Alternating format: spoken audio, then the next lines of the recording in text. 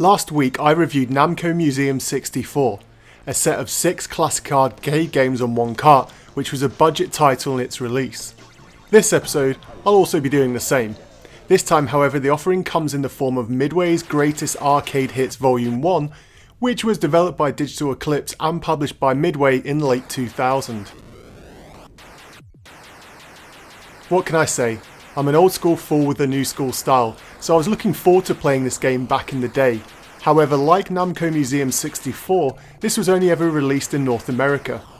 This isn't really an issue now however though, as like many of you I've already played the games contained in this cart to death on other systems, but hey ho, we love the N64 and so let's dive in and see what this compilation has to offer.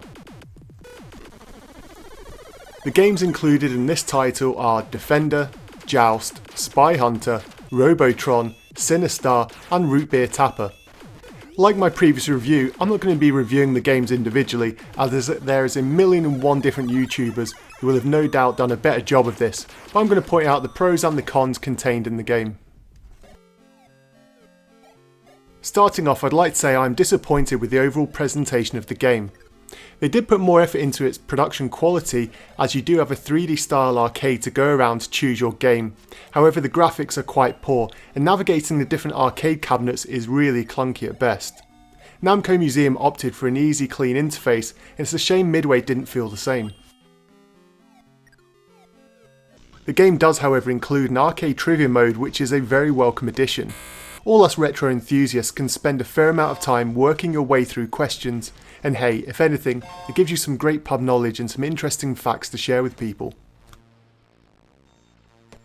The ports of the games are all fine however, and are essentially just like the originals, with updated controls which suit the N64 well, and thankfully they added analog stick support so you can also save high scores to your memory card as well. I will say that I actually think the games contained in this cart are a lot better compilation selections than Namco's. I guess like many of you, you'll have a preference for either Midway or Namco old school arcade games, and so I've got more memories and more fun memories of playing these games than I do with Namco, so the nostalgia factor is definitely quite high for me on this one.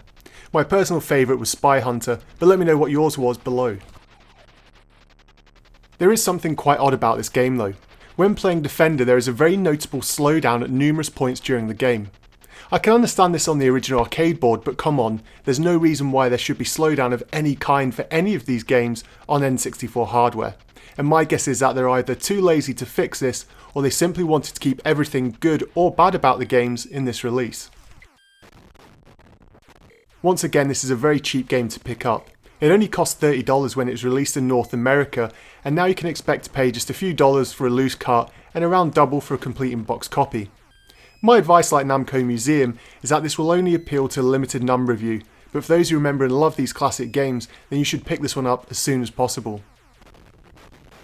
So after reviewing both classic compilations, I'd love to know if you prefer this or Namco Museum 64.